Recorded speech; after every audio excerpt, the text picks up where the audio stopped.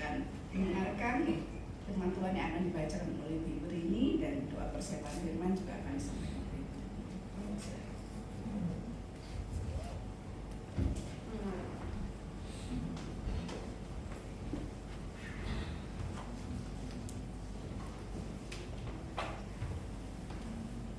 Sebelum kita akan mendengarkan firman Tuhan, saya mengundang Bapak Ibu sekalian untuk bangkit berdiri. Kita bersama-sama berdoa untuk firman Tuhan.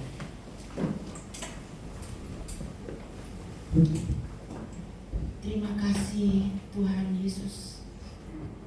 Pada pagi hari ini kami untuk datang beribadah pada pagi hari ini. Kau berikan kesehatan, sukacita dan kerinduan. Ya Tuhan, urapilah hati dan pikiran kami ya Tuhan. Ampunilah dosa-dosa kami, supaya kami boleh menanamkan firman-Mu yang akan kami dengarkan ke dalam kehidupan kami setiap hari. Untuk Pak yang akan menaburkan firman-Mu ya Tuhan, Kau juga mengurapi dengan Roh Kudus-Mu, sehingga Engkau pakai gembala kami ini dengan hikmat ya Tuhan. Kami juga meminta hikmat-Mu pada kami semua jemaat-Mu yang saat ini mengikuti ibadah pada pagi hari ini. Sekali lagi ampunilah Tuhan, karena kami jauh dari sempurna, sebenarnya tidak layak untuk mendengarkan akan setiap sabda-Mu. Untuk itu kami mohon ya Tuhan, biarlah hidup kami boleh sempurna, mendekati sempurna seperti Kristus. Ampunilah Tuhan, kami siap mendengar, taburkan firman-Mu pada pagi hari ini. Di dalam nama Tuhan Yesus Kristus, kami sudah berdoa dan mengucapkan syukur. Amin. Saya persilakan duduk kembali.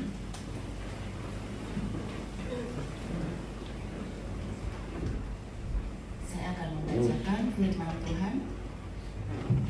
Ayat 14 ayat 1. Setelah mati tidak ada harapan lagi. Manusia yang lahir dari perempuan, singkat umurnya dan penuh kegelisahan. Amin. Terima kasih Bu Rini yang sudah berdoa dan membacakan firman Tuhan bagi kita semua. Selamat pagi Bapak Ibu semua yang dikasih Tuhan. Kurang semangat ya. Selamat pagi Bapak Ibu sekalian kasih Tuhan. Amin. Semangat, kelihatan semangatnya. Tadi masih lemes ya. Ya, saya senang kita ada di satu minggu sebelum kita merayakan ulang tahun dan juga merayakan Paskah. Kita bersyukur bahwasannya hari demi hari, minggu demi minggu, bahkan tahun demi tahun, Tuhan senang kita merasakan Tuhan itu menolong kita, menyertai kita dan memberkati kita. Minggu yang lalu saya khotbah di GKMI Anugerah Pos Citra atau cabang Citra. Itu tempat saya melayani dahulu sebelum saya pindah tempat ini. Jadi saya harus memberikan sesuatu yang baik bagi mereka gitu. Kepindahan saya itu tidak sia-sia tempat ini. Saya sampaikan progres 7 tahun saya tempat ini. Jadi saya masuk tahun 2019, kemudian ada COVID dan kita sama-sama berjuang. Dan kemudian kita mengurus surat-surat, bahkan kita dapat izin gereja, kita sempat merenovasi, dan mereka semua senang dengan perkembangan saya tempat ini. Jadi bersyukur, tidak ada yang salah, tapi dari tempat ini semua dalam pengaturan Tuhan, gitu ya. Saya juga sempat sharing akan pelayanan yang ada di Jelambar. Kalau mereka mau support bersama-sama, karena tempatnya juga di tengah-tengah. Mereka ada di Citra itu ya, Cengkareng ya, Citra di Cengkareng ya. Dan itu di Jakarta Barat juga, barangkali mereka mau bekerja sama untuk menggambar pelayanan di Jelambar. Artinya nanti bisa tandingan gitu ya, ada sesuatu yang bisa kita kerjakan bersama. Yaitu minggu sore kemarin gitu ya, maksudnya minggu lalu ya sore saya khotbah di sana sudah sampaikan, jadi sudah clear semua gitu ya. Nah hari ini kita akan belajar bersama-sama dari kesuraman menuju kepada kejayaan. Ayat firman Tuhan sudah dibacakan, slide-nya bisa diajukan aja, nggak perlu dibaca karena sudah dibaca ya. Maju aja slide-nya, ya. Bapak Ibu bisa fokus di sini ya. Nah Bapak Ibu sekalian, pada waktu saya kecil, saya tinggal di kota Semarang. ketika mendengar ada orang berjalan dan dia mendengar ada corong toa itu yang jalan-jalan itu, selalu yang keluar adalah rasa sedih.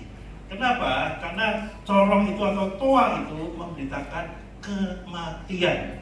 Ada berita kematian, sebutkan namanya, kemudian alamatnya, dan kemudian juga kapan meninggalnya. Dan kalau bisa langsung dikubur ya bisa langsung kita melayat, kalau di mana ya diberitakan. Jadi itu model kuno kan, dulu belum ada WhatsApp atau SMS gitu ya, jadi semuanya manual sekali. Nah, ketika kalau lihat orang lagi jalan gitu dan kemudian berhenti di satu titik, wah ada yang mati nih, ada yang mati nih, siapa ya gitu ya, selalu seperti itu. Karena kalau lahir nggak pernah diberitakan, hanya mati aja.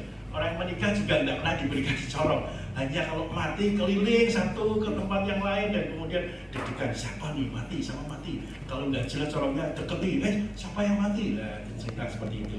Jadi ketika mendengar suara dari toa yang keliling itu oleh pengurus RT ataupun orang-orang yang menyediakan diri, kan pasti ada sesuatu yang buruk atau berita buruk, yaitu kematian. Bapak Ibu sekalian kasih Tuhan, bahwasanya kematian boleh dikatakan berita buruk bagi setiap kita. Karena untuk selama-lamanya kita berpisah dengan orang yang kita kasih dan tidak bisa berjumpa lagi secara fisik.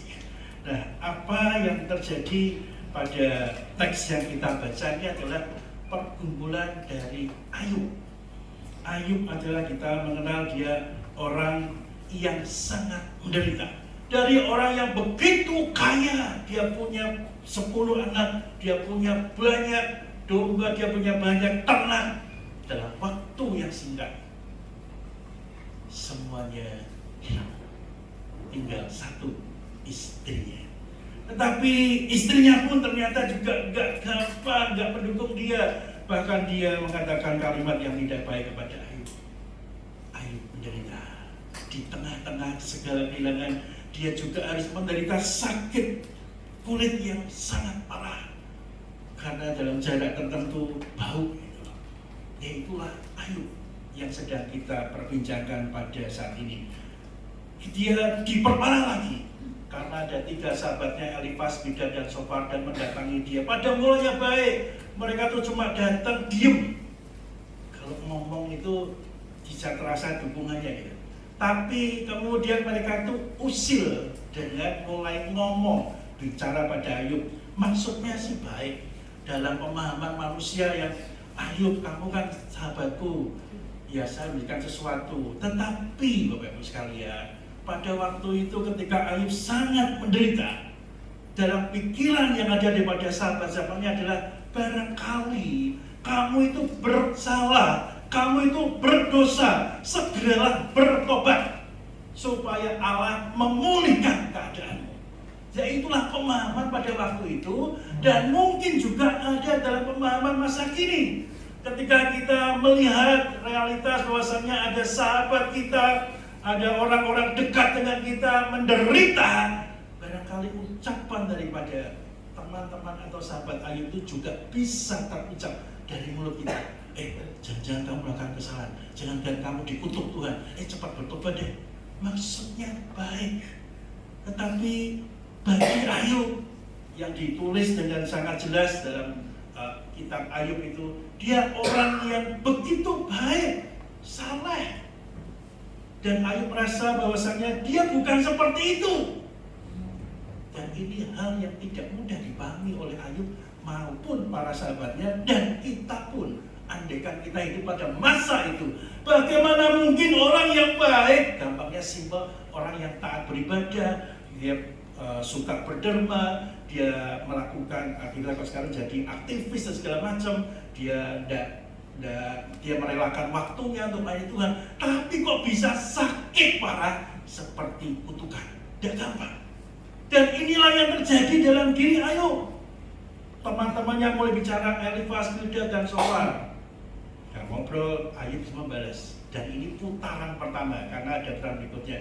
Setelah itu gantian Elifas, Bildad, dan Sofar ngobrol lagi, dan Ayub menanggapi. Ini putaran pertama buat sekalian. Seru kalau kita bicara kitab Ayub gitu ya. Dan Ayub di dalam putaran pertama itu mengakhiri Elifaz, Bildad, dan Sofar. Dia mengatakan ayat yang tadi kita baca, salah satunya dalam ayat pasal 14. Manusia yang lahir dari perempuan singkat umurnya dan penuh kegelisahan.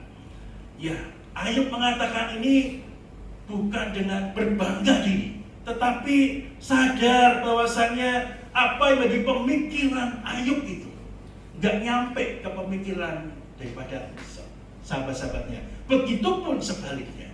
Tetapi Ayub memberikan realitas di tengah segala penderitaannya, di tengah segala kesusahannya. Dia mengatakan bahwasannya manusia yang lahir dari perempuan itu hidupnya singkat dan penuh kegelisahan. Ada hal yang menarik yang kita bisa tarik dari apa yang disampaikan Ayub, bahwa manusia itu hidupnya singkat. Dan inilah yang menjadi fokus daripada Ayub menyampaikan seperti itu. Bahwasanya hidup manusia itu singkat berapapun usia manusia. Nanti kalau kita lihat dalam perjanjian lama, usianya paling lama Bapak Ibu ingat berapa? 969. Siapa namanya? Metusalah. Jadi kalau ingat salah ya itu tinggal tambahin bahasa Jawa, Metusalah itu 969 ya. Bukan kartu 969 itu ada itu, kartu remi atau apa itu, tapi bukan itu maksudnya. 969 itu pun singkat. Kenapa? Karena Ayub memahami dia boleh mengalami penderitaan seperti itu, tetapi dalam keyakinan Ayub, setiap manusia yang lahir dari perempuan itu hidupnya singkat. Karena apa? Ada kehidupan setelah kematian, dan itu timeless, tidak terbatas oleh waktu. Nah, Bapak Ibu sekalian dikasih Tuhan, sesingkat apa sih hidup manusia yang disampaikan oleh Ayub? Sesingkat tarik nafas. Begitu dia ada nafas, selesai manusia itu. Tetapi Ayub juga memberikan tambahan yang sangat baik. Hidup singkat, penuh kegelisahan. Ayub mengatakan itu dia mengalami hidup yang penuh gelisah. Hidup yang tidak mudah untuk dipahami, menerima realitas bahwasanya hidupnya menderita. Dari seorang yang sangat enak hidupnya, kemudian tiba-tiba jatuh ke dalam kegelisahan, jatuh di dalam penderitaan dan kesusahan. Tidak mudah. Bapak Ibu sekalian dikasihi Tuhan.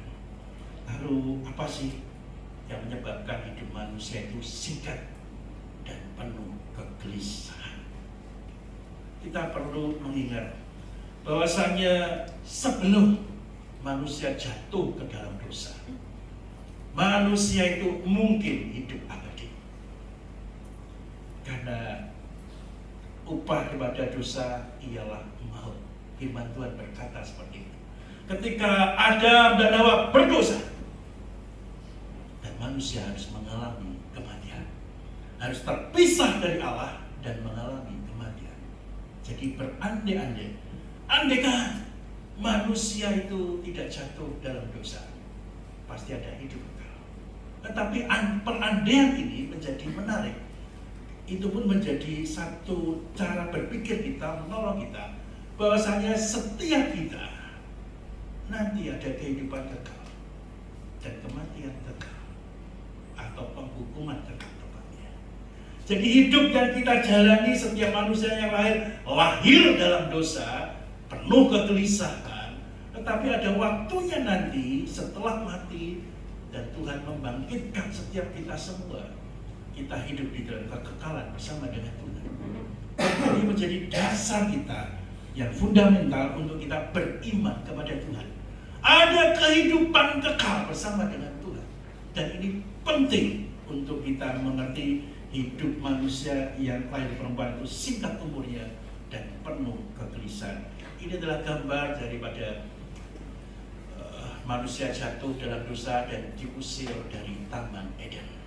Dulu manusia umurnya 700 sekian, 900 sekian, dan kemudian firman Tuhan juga membatasi karena manusia itu berdosa, Dalam Kejadian 6 ayat 3 Tuhan membatasi bahwasanya rohku tidak akan selamanya tinggal di dalam manusia karena manusia adalah daging, tetapi umurnya akan 120 tahun saja. Jadi Kejadian pasal 6 ayat 3 mengingatkan kita semua, manusia itu dibatasi umurnya oleh Tuhan.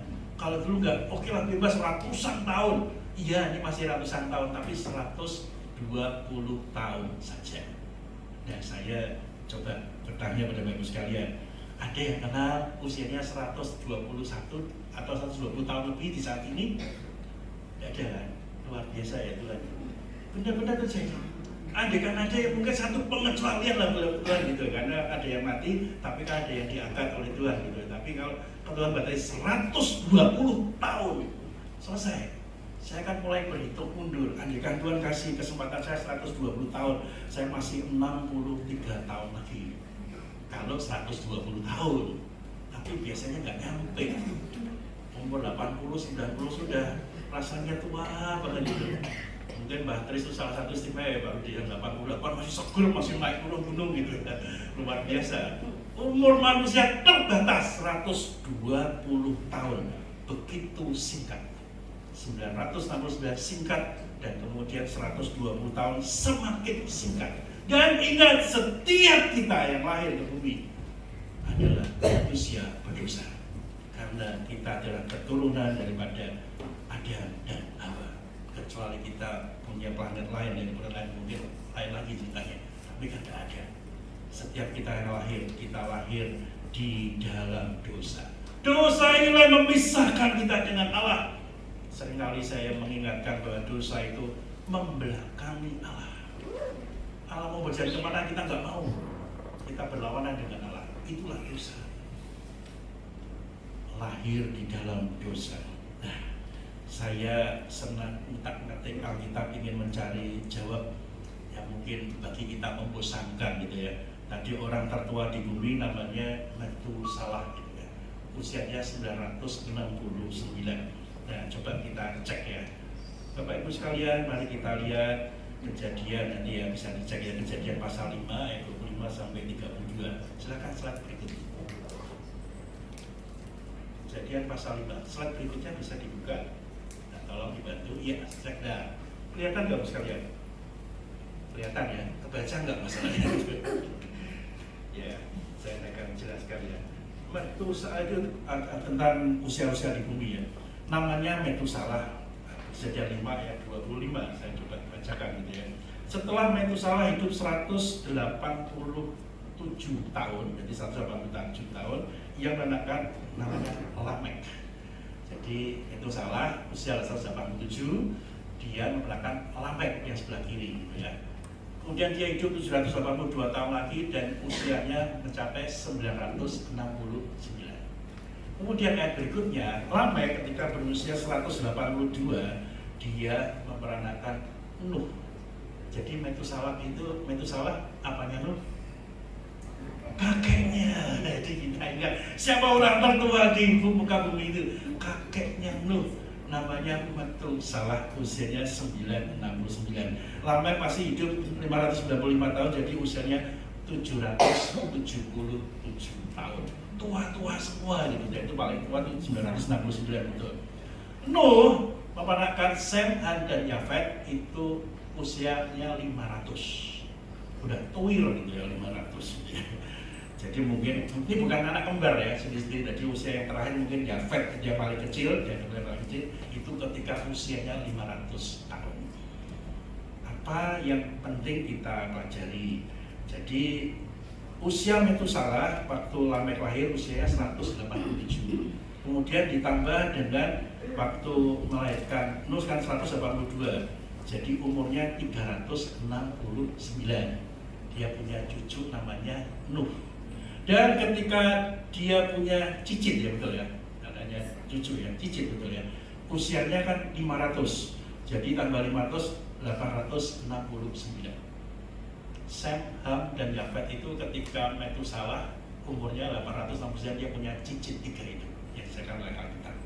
Tapi yang menarik adalah ketika Nuh diperintahkan Tuhan membuat bahtera dan air usianya 600. Itu bisa dicek dari Kejadian 7 ayat 6. Usia 600. Nah, coba kita perhatikan usia ketika Metusalah itu umurnya 369 ditambah usia Nuh 600. Usianya berapa? 969. Betul ya? Pastilah betul, saya hitung kok. Metusalah 99 kurangi 18782 sampai 600 sama sisa bulan balik dimanapun angkanya sama. Maksudnya seperti ini. Alkitab itu tidak sama. Kalau Alkitab mengatakan usia Metusalah 970 tahun, salah. Berarti masih ada manusia di bumi yang masih hidup ketika air bah itu berlangsung karena dia nggak ada di Bahtera. Dan pertanyaan menggelitik saya seperti ini. Kemungkinan kematian pada Metusalah sebelum bulan kedua dari 17, karena air bah mulai turun itu dari bulan kedua tanggal 17 seperti itu, 17 Februari lah seperti itu, ada Kejadian 7:11. Atau kemungkinan yang kedua, Metusalah itu mati karena air bah. Lain dengan Lamek. Lamek kan 595, masih hidup 595, dan Nuh usia 600 baru ada itu Bahtera. Dia udah mati 5 tahun sebelum Bahtera air bah itu. Tapi itu salah. Ada kemungkinan dia mati karena air bah. Saya katakan seperti itu. Kenapa? Itu bulan kedua tanggal 17. Nah, kalau kita hitung-hitungkan bulan kita itu kan Januari 31, tapi hitungan mereka hanya 30 dan 29, anggaplah hanya 47 hari. Cukup nggak buat Bahtera? Nggak cukup. Nggak cukup. Karena yang bangun cuma Nuh dan 3 anaknya, dan mungkin dibantu 3 mantunya dan istrinya. Yang lain biasanya dalam pikiran kita mencemooh, kenapa kamu bikin Bahtera seperti itu? Ketika Bahtera dibuat mungkin butuh waktu bisa 3 bulan, 4 bulan, bahkan mungkin setengah tahun, bahkan bisa 1 tahun. Karena itu panjangnya itu cukup lumayan, 300 hasta, kemudian lebarnya itu 50 hasta. Gambarnya Bapak Ibu ingatnya gini, 50 hasta seberapa? 5 ruko. Karena 1 ruko kita itu 4,5 meter dikali 5 itu jadinya 22,5 meter. Ini 2 ruko, 2 ruko lagi tambah 1, 5 ruko yang kita jalani itu lebarnya Bahtera. Nah, seperti itu besar. Dan panjangnya 300 hasta, sekitar 135 meter gitu ya. Ini lapangan bola, panjang lapangan bola. Kemudian tingginya 13,5 meter kalau dikonversi. Itu butuh waktu lama. Apakah Metusalah mati sebelum bulan kedua tanggal 11? Sangat mungkin. Tetapi saya meyakini lebih mungkin dia mati karena air bah. Artinya seperti itu. Dosa itulah yang mengakhiri hidup manusia, termasuk usia yang paling panjang di muka bumi ini, mati karena dosa.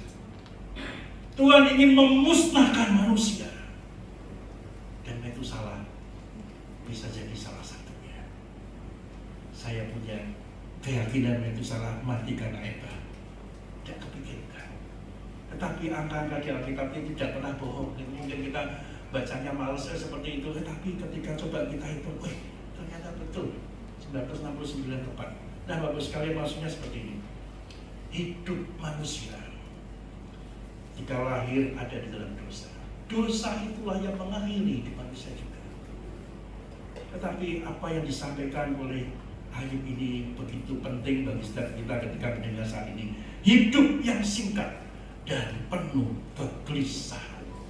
Kalau sebentar lagi kita akan bersama-sama ada di dalam perayaan Paskah, mulai dari Kamis Putih, Jumat Agung, dan kemudian lanjut kepada Paskah dan ulang tahun gereja. Tentang apa sih? Tentang bagaimana kasih Tuhan itu ada bersama dengan kita. Kasih Tuhan yang besar itu dilimpahkan bagi setiap kita, manusia yang berdosa. C.S. Lewis dia menyebutnya salib adalah corong Tuhan. Kalau diberikan bahasa yang lain, bahwasanya rasa sakit atau penderitaan manusia termasuk Ayub itu adalah corong Tuhan untuk beritakan pada kita bahwasanya ada penderitaan itu dipakai oleh Tuhan untuk mengingatkan kita akan kasih Tuhan yang besar. Ada salib di mana Tuhan sungguh mengasihi kita. Dan ini penting untuk kita bagaimana belajar memahami akan hidup yang singkat yang penuh kegelisahan. Saya agak melompat memang, tetapi saya sengaja mengambil bagian ini supaya kita mengerti. Ini bukan kehidupan pribadi, tetapi tentang gereja. Seringkali, dan itu pemahaman gereja adalah kumpulan daripada orang-orang percaya. Saya membaca buku dari orang-orang Anabaptis Mennonite dan saya mendapat pencerahan yang begitu luar biasa. Apa sih gereja? Nah, silakan slide berikutnya ya. Bapak Ibu sekalian yang dikasihi Tuhan, silakan slide berikutnya. Gereja ini adalah komunitas. Ya, maksudnya seperti ini. Kalau kita ada tumpukan ban, pelek gitu ya, kemudian ada mesin yang terurai, kemudian ada setir mobil, kita tidak bisa mengatakan itu mobil. Gereja itu bukan hanya orang-orang yang berkumpul datang ke gereja dan tidak membentuk sesuatu. Disebut gereja ketika itu dibentuk menjadi mobil, bukan hanya onderdilnya saja. Nah, gereja itu komunitas yang hidup, bukan yang kumpulan daripada orang-orang percaya. Inilah yang diyakini oleh orang-orang Anabaptis Mennonite. Bahwa gereja itu komunitas, bukan hanya orang-orang yang datang ke gereja tiap minggu, bukan. Komunitas yang membangun satu dengan yang lainnya. Tapi lagi, katakan komunitas yang memiliki rasa sama kepada Tuhan Yesus. Rasa itu apa? Iman. Jadi bukan hanya kita saling membangun satu dengan lainnya, tetapi inilah komunitas iman. Ini menjadi menarik ketika saya mendapatkan bagian ini untuk kita mengerti tentang gereja, bagaimana orang-orang Anabaptis Mennonite itu memandang gereja. Tentang komunitas iman. Kita berkumpul bersama, tertuju kepada Tuhan untuk kita membangun bersama. Jadi komunitas gereja itu bukan hanya gedungnya, bukannya orang-orangnya saja, tetapi komunitas yang bergerak bersama, membangun bersama. Jadi gereja sebagai gereja siapa? Saya itu gereja. Kita itu gereja. Dan tanggung jawabnya adalah ketika kita mengatakan komunitas iman, kita itu dituntut bahwasanya teladan kita kepada satu dengan yang lain. Apa yang menjadi komunitas yang kita lakukan dalam komunitas iman, ingat, itulah gereja. Jadi apa yang kita lakukan menyangkut kepada orang lain, yaitu menjadi teladan. Nah, Bapak Ibu sekalian, ini pengertian yang sangat dalam menurut saya, dalam yang diyakini dan dihidupi oleh para pendahulu kita sebagai Anabaptis Mennonite. Gereja adalah komunitas iman yang hidup, memberikan teladan satu dengan lain, memberikan kebaikan satu dengan yang lain, dan itulah gereja, komunitas iman. Kalau itu tidak dibangun kepada Kristus, itu bukan gereja. Kalau itu hanya datang ke gereja, bukan gereja, tetapi ada komunitas yang hidup. Tetapi lebih lanjut bahwasanya bukan hanya komunitas iman, tetapi komunitas iman alternatif. Wah, ini bukan pengobatan alternatif, bukan ya. Tapi maksudnya seperti ini. Dunia punya banyak pilihan, tetapi gereja yang adalah orang-orang ini adalah pilihan alternatif bagi dunia. Jadi komunitas iman alternatif bagi dunia. Ternyata ketika datang ke gereja GKI Pengharapan, melihat orang-orangnya, wow, ini gereja hidup, kita bisa bertumbuh bersama, menjadi alternatif bagi orang untuk mengerti gereja. Ada komunitas iman alternatif yang mereka tidak dapatkan di luar, tetapi mereka dapatkan di gereja yang adalah kita. Itulah cara orang-orang Anabaptis mendefinisikan daripada gereja itu. Tetapi lebih lagi, yaitu komunitas iman utama dan alternatif. Yang utama maksudnya adalah bahwasannya segala sesuatu itu aspeknya utama adalah Kristus, tidak ada yang lain. Aspek utama dan tertinggi kita adalah Kristus. Jadi orang lain memandang ini komunitas iman alternatif, dan bagi kita yang bergereja, yang sudah jadi gereja, komunitas iman yang utama untuk kita bersama-sama bertumbuh. Bapak Ibu sekalian dikasih Tuhan, ini sangat cocok untuk kita hidupi dan harusnya kita hidupi. Tidak ada pilihan. Gereja itu bukan pendetanya, tidak bisa berkembang, dan itu bisa dipandang oleh gereja-gereja yang lain. Tetapi kita menghidupi sebagai orang-orang anak baptis, gereja adalah komunitas iman. Kita bersama-sama, kita saling menguatkan. Pendeta juga bisa lemah, pendeta bisa salah, tetapi ketika bersama-sama kita menjadi komunitas iman, dan itulah gereja. Dan ini penting untuk kita pahami, meskipun ada lompatan pikiran yang saya sampaikan. Kenapa sih kita perlu melihat waktu yang singkat ini sebagai komunitas iman yang utama dan alternatif? Dosa itu akan mengintip kita begitu kuat ketika kita sendirian. Seperti singa yang mengaum-ngaum, demikian firman Tuhan berkata, selalu ingin menerkam kita. Kita perlu komunitas itu, supaya dalam waktu yang singkat yang Tuhan percayakan pada kita, kita bisa membangun iman kita. Kita bisa menjadi gereja-gereja seperti pemahaman daripada pendahulu kita.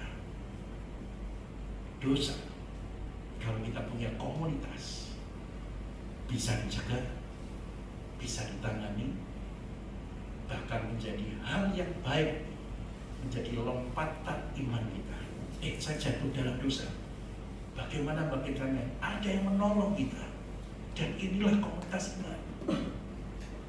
Komunitas iman bukan berarti orang-orang yang selalu hebat semua, tidak. Karena komunitas iman ini juga berisi orang-orang yang berdosa. Tetapi kalau menjadi komunitas iman yang utama dan alternatif, kita akan semakin bertumbuh, semakin bertumbuh, semakin bertumbuh. Tapi bahasa kita adalah semakin membaik, membaik dan membaik. Nah, Bapak Ibu sekalian yang dikasihi Tuhan, dari apa yang jadi pemikiran Ayub, hidup yang singkat, yang suram itu, yang penuh dengan kegelisahan, bisa diubahkan menjadi kejayaan. Kenapa? Atau apa sebabnya? Karena komunitas iman atau iman kita pribadi, kita percaya kepada Tuhan, dan itulah yang menyelamatkan kita. Tidak sedikit penafsir mengatakan bahwa Ayub adalah tipologi daripada Yesus. Silakan slide berikutnya. Tipologinya dari mana? Bukan tentang kesalehan daripada Ayub,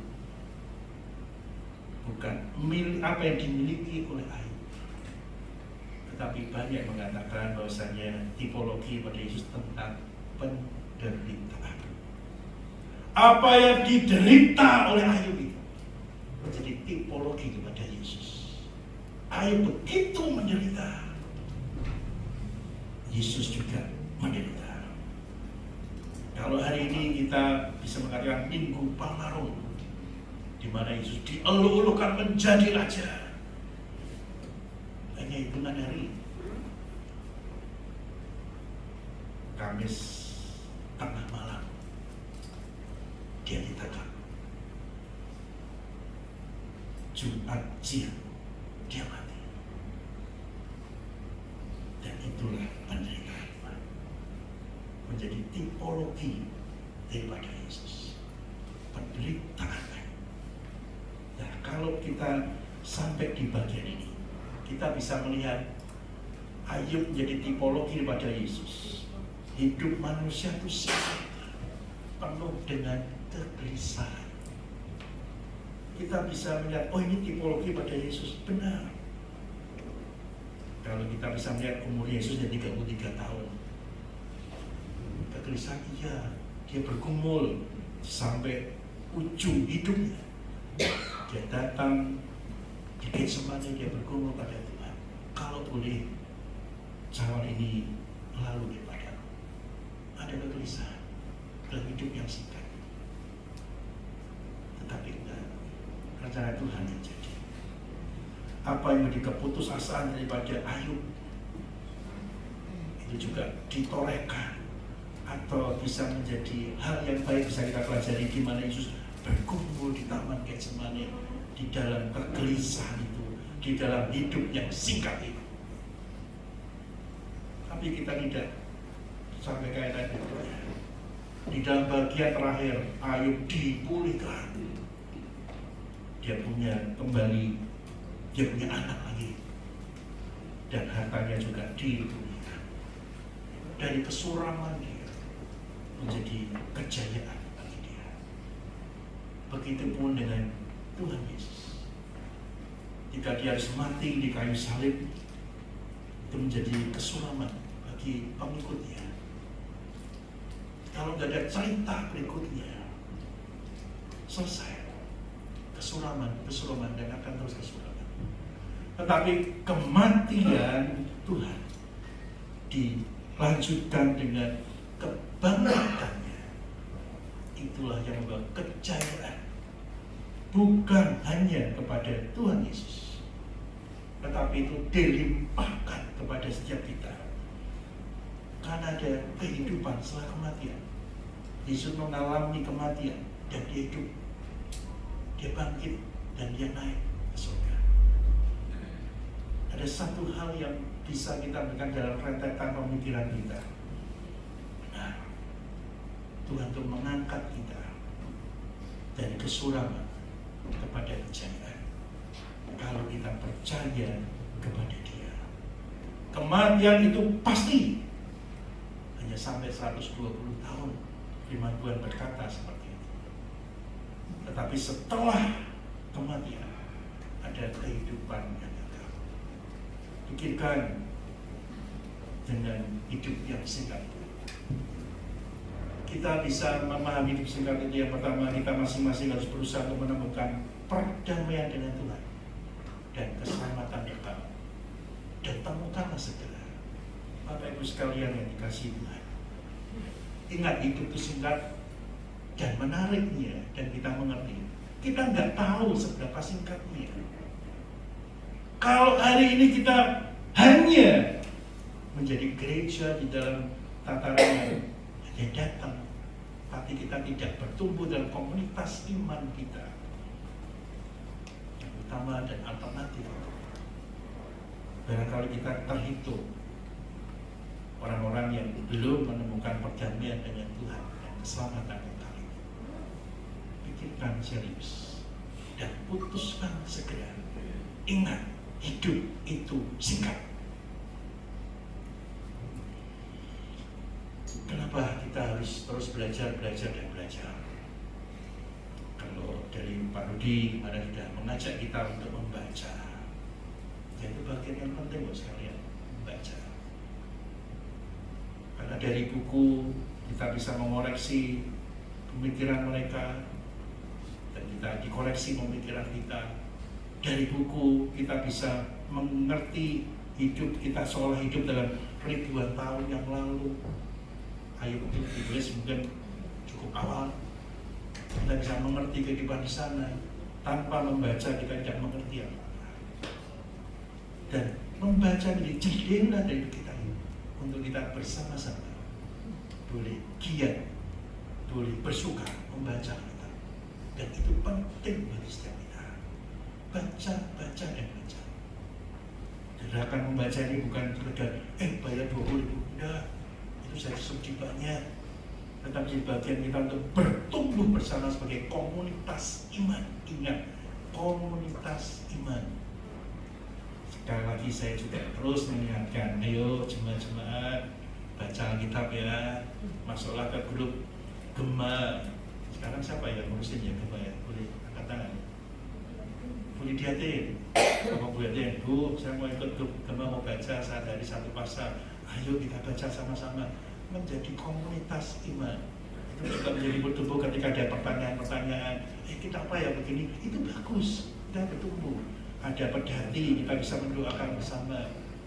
Wah Pak, saya udah masuk grup gemar, tapi saya dulu nggak baca, masuk baca aja dari sekarang. Oh, utangnya nanti urusan dengan Tuhan gitu. Tapi artinya, ayo kita baca. Tidak ada waktu yang kita lepaskan, kita tidak membaca kita. Kita ingin bertumbuh, kita ingin membaik, menjadi komunitas iman itu. Ingat, hidup itu singkat, temukanlah segera. Yang kedua, tidak menunda mengabarkan Injil. Tidak menunda mengabarkan Injil. Kita adalah komunitas alternatif bagi orang yang tidak mengenal Tuhan.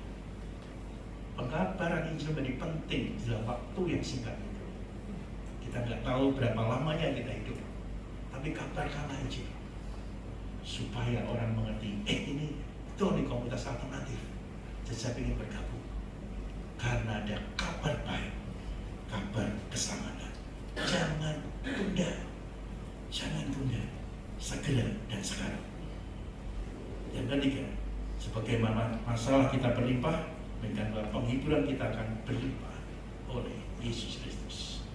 Ayub mengalami penderitaan yang sangat berat, tetapi kita tidak mengerti di mana ada masalah yang berlimpah, di situ pula ada penghiburan yang berlimpah dari Yesus Kristus. Jalani masa kesulitan itu, tapi percayalah, setiap kita akan menuju kepada masa kejayaan itu ketika kita menaruh iman percaya kita kepada Tuhan. Jika kami mengharapkan, ayo terus bergerak dan bergerak. Kenapa sih kita ada menemukan karakteristik dan budaya kita perlu seperti itu, supaya kita mengerti, kita itu ada yang keinginan kita apa dan apa yang kita lakukan ke depan dari hasil survei dan isian kita. 5 tahun yang lalu kita sudah mengadakan, dan awal tahun kemarin kita juga mengadakan. Untuk apa? Supaya kita mengerti ke depan seperti apa, dan kita mengerti waktu itu singkat, ayo kita kejar. Jangan kita diamkan aja. Kalau kita diam, nggak sampai lama, ternyata udah 10 tahun kita bergereja tanpa kita tidak pernah melakukan apa-apa. Kebut, begitu ada kesempatan lagi, langsung gaspol, misalnya seperti itu. Bapak Ibu sekalian kasih Tuhan, ayo bikin pengharapan. Teruslah membaik.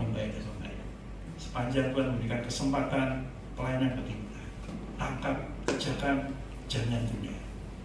Termasuk yang ada di Jelambar, kalau kita bisa ikut dengan penuh, kenapa tidak? Tuhan yang memberikan jalan. Kita nggak pernah berusaha awalnya, tetapi kita diberi kesempatan. Ayo kita dukung. Karena ada anak yang cukup banyak. Mereka perlu komunitas iman alternatif itu. Dan kita ada di sana. Mari kita beritakan Injil. Ketika kita mengalami usaha, ingat ada penghiburan yang berlimpah. Kiranya kita semua diberkati dan siap menyambut rangkaian acara Paskah dari Kamis Putih, Jumat Agung, dan juga Paskah sekaligus HUT ke-37 GKI Pengharapan. Kita menikmati pertambahan usia dari yang pengharapan.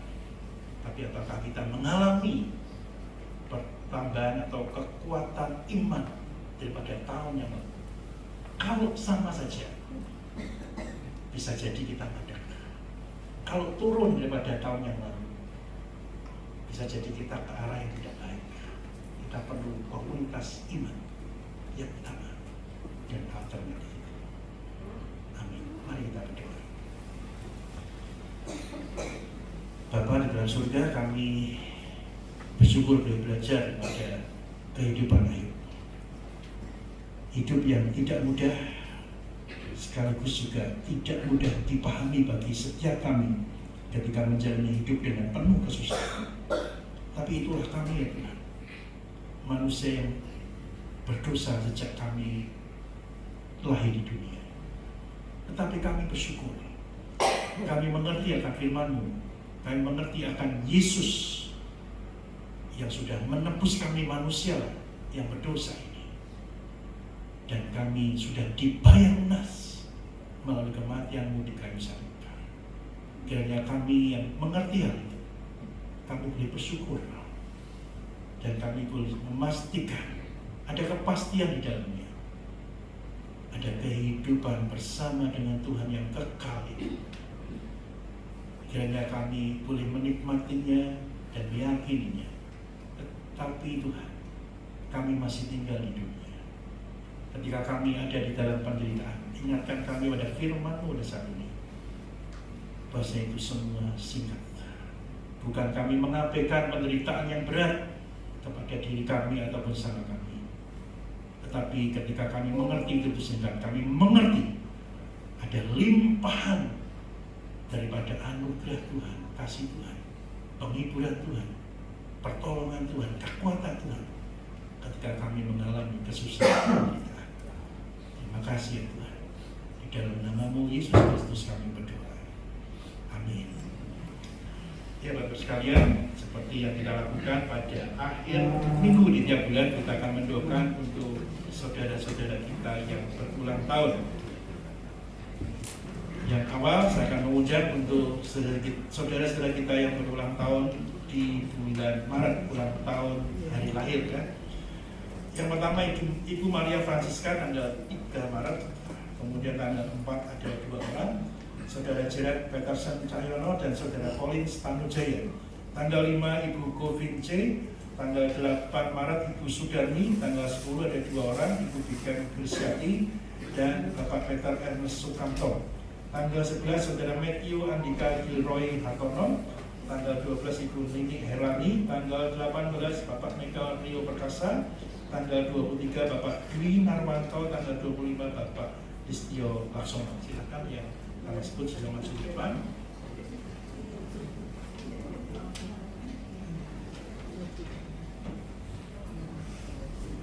Andaikan daripada Bapak Ibu yang berulang tahun Maret tapi tidak disebut atau tidak distantum, bisa angkat tangan. Oh, tanggal berapa kamu ulang tahun? 2, wes, selamat ulang tahun ya. Setia, pagi-pagi udah berangkat dari rumah yang Kemayoran naik angkot, pagi-pagi bisa jam 7 sempat sudah sampai luar biasa.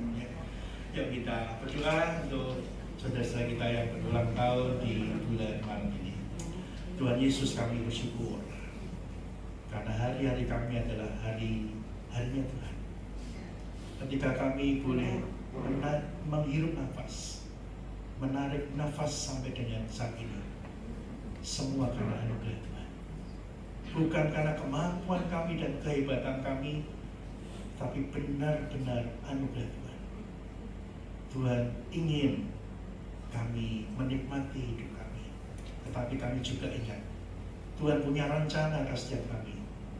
Jika Tuhan membentuk kami, bukan sama satu dengan yang lain yang Tuhan berikan pada setiap kami, tapi ada satu hal khusus atau mungkin 2 hal, 3 hal yang Tuhan ingin nyatakan bagi setiap kami sebagai anak-anak Tuhan. Ya Tuhan, di dalam waktu kami boleh berulang tahun ini, kami boleh merenung, kami boleh datang kepada Tuhan, memohon pada Engkau ya Tuhan, berikan hikmat-Mu untuk kami boleh senantiasa hidup di dalam kasih-Mu dan senantiasa menjadi pelaku-pelaku dari firman Tuhan, dan kami terus bertekun di dalam iman percaya kami. Firman Tuhan berkata bahwa umur panjang di tangan kanannya, di tangan kirinya kejayaan dan kehormatan. Biarlah saudara-saudara kami yang berulang tahun ini juga memperoleh bagian seperti yang Tuhan katakan.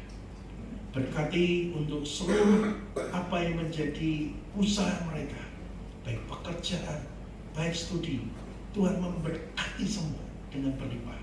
Begitu juga di dalam keluarga mereka, Tuhan juga melimpahkan berkat istimewa melalui kehadiran daripada saudara-saudara kami yang berulang tahun di bulan Maret ini. Terima kasih Tuhan, kasih setia-Mu tidak terbatas, dan kasih setia-Mu itu senantiasa bersama dengan saudara-saudara kami. Teruslah setia kepada Tuhan. Di dalam nama Tuhan Yesus Kristus Allah kami yang hidup, kami berdoa. Amin. Selamat ulang tahun semua dan kami.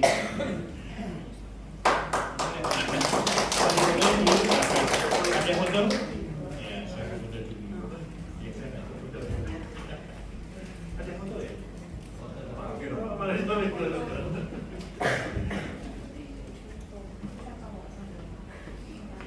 Ya, marah.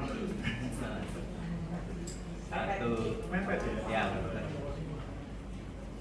1, 2, 1, 2. Pakai gayanya Pak. Ya, satu ya. Gaya jawab ya, tanya begini. 1, 2. Oke. Selamat ulang tahun semuanya. Ya, kita juga akan mendoakan untuk saudara kita yang berulang tahun pernikahan di bulan Maret.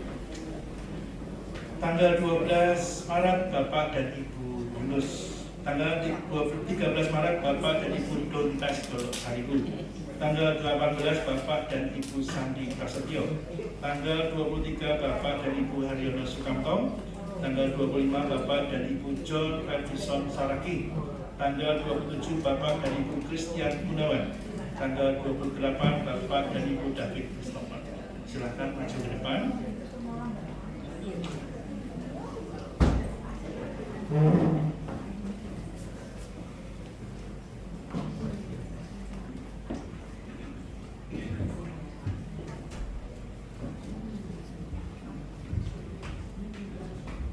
Silakan hadap saya. Yang berpasangan jangan diem aja, dipeluk, ya gitu ya. Oke, silakan dipeluk, digandeng tangan, jangan pisah-pisah gitu. Jangan malu-malu, anggap aja Bapak sama Ibu aja gitu ya. Ya, kita bersyukur karena Tuhan senantiasa melimpahkan tuntunannya, berkatnya bagi saudara kita. Menikah itu gampang acaranya, tapi menghidupinya, menjalaninya tidak mudah, butuh anugerah. Kalau saudara kita berulang tahun pernikahan, menunjukkan bahwasannya Tuhan terus beracara dan Tuhan terus melimpahkan berkatnya. Jangan lupa nanti setelah didoakan jangan turun dulu ya, kita foto dan terus nanti komisi tidak akan berikan kenang-kenang. Mari kita berdoa. Bapa di dalam surga, kami bersyukur untuk saudara-saudara kami yang berulang tahun pernikahan. Bukan karena gagah perkasa pada kami, bukan karena kekuatan kami boleh menghidupi pernikahan ini, tapi semua karena anugerah Tuhan. Kalau boleh menjalani musim demi musim kehidupan, itu juga karena ada Tuhan di dalamnya. Ada Tuhan yang menopang, ada Tuhan yang menyertai, ada Tuhan yang memberkati perjalanan pernikahan saudara-saudara kami ini. Kiranya Tuhan yang sama yang menjadi dasar kehidupan pernikahan mereka. Tuhan yang akan terus menuntun mereka, memberkati mereka, sehingga mereka menjadi satu di dalam Tuhan.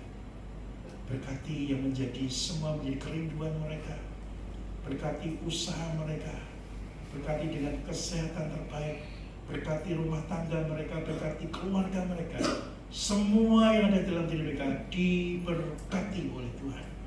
Firman Tuhan berkata, hendaklah kasih dan setia tidak engkau tinggalkan. Bila kasih dan setia itu ada bersama di dalam kehidupan rumah tangga. Terima kasih ya Tuhan. Bila kasih dan setia pada Tuhan juga menyertai perjalanan rumah tangga. Di dalam nama Tuhan Yesus Kristus kami berdoa. Amin. Selamat ulang tahun pernikahan. Ada pesanan.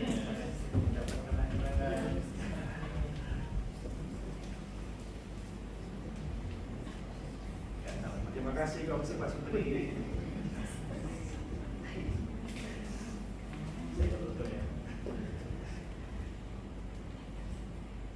Satu,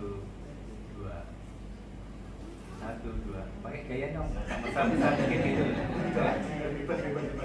Yang pasangannya ngesan. Ya. 1, 2, 1, Oke.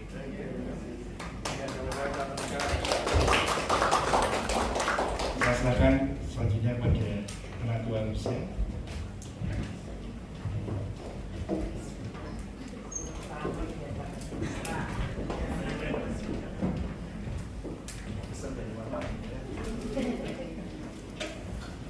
Terima kasih Pak Edi untuk firman Tuhan yang sudah disampaikan.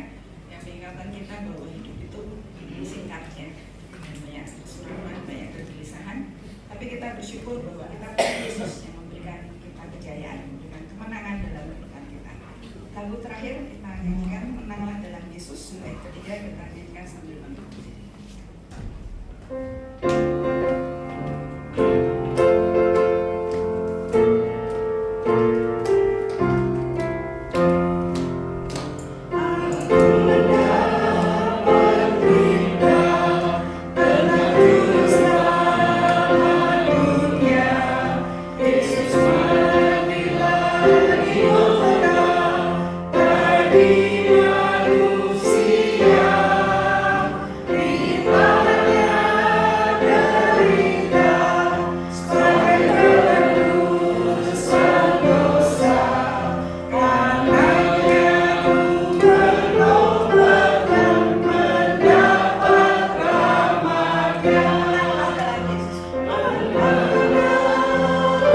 Yesus,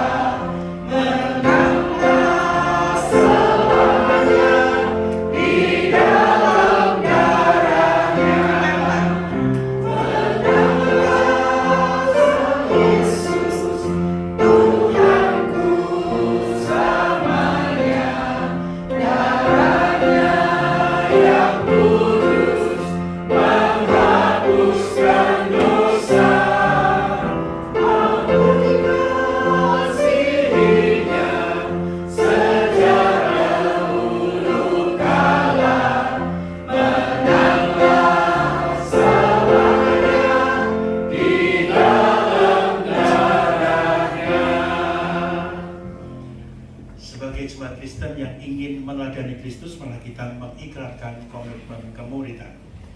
Kami bersaksi bahwa tidak seorang pun dapat sungguh-sungguh mengenal Kristus kecuali Dia yang setiap hari dalam kehidupan. Dan sebagai bagian dari gereja yang am, adalah bersama-sama dengan gereja-gereja di sepanjang segala badan tempat kita mengikrarkan pengakuan iman rasuli. Aku percaya kepada Allah, Bapa yang Maha Kuasa, Khalik langit dan bumi, dan kepada Yesus Kristus Anaknya yang tunggal Tuhan kita, yang dikandung daripada Roh Kudus, lahir dari anak darah Maria, yang menderita sengsara di bawah pemerintahan Pontius Pilatus, disalibkan, mati dan dikuburkan, turun ke alam maut. Pada hari yang ketiga, bangkit pula dari antara orang mati, naik ke surga, duduk di sebelah kanan Allah, Bapa yang Maha Kuasa. Dan dari sana Ia akan datang kembali untuk menghakimi orang yang hidup dan yang mati. Aku percaya pada Roh Kudus, gereja yang kudus dan am, persekutuan Roh Kudus, pengampunan dosa, kebangkitan orang mati, dan hidup yang kekal. Amin. Jemaat yang dikasihi dan mengasihi Tuhan, arahkanlah hatimu pada Tuhan dan terimalah berkat yang datangnya daripada Tuhan. Tuhan memberkati engkau dan melindungi engkau. Tuhan menyinari engkau dengan wajah-Nya dan memberi engkau kasih karunia. Tuhan menghadapkan wajah-Nya kepadamu dan memberi engkau damai sejahtera. Amin.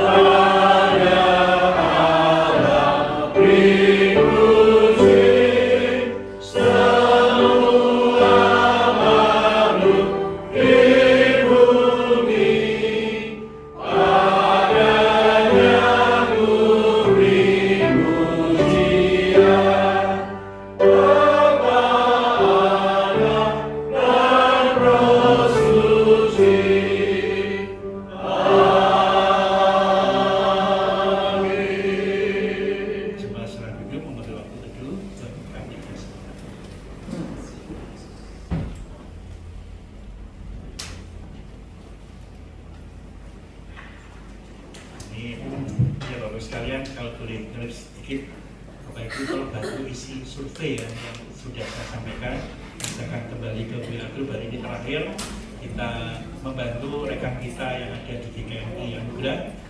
Dia salah satu pendiri dari Kopi Janji Jiwa, tetapi hatinya melayani Tuhan. Dia studi S2 Teologi, dan mari kita dukung. Ini saudara kita ya, bukan yang lain. Jadi saya itu tolong ya, yang sudah isi nggak saya isi lagi, yang belum isi tolong diisi. Terima kasih. Dan ini terakhir, kita berkati.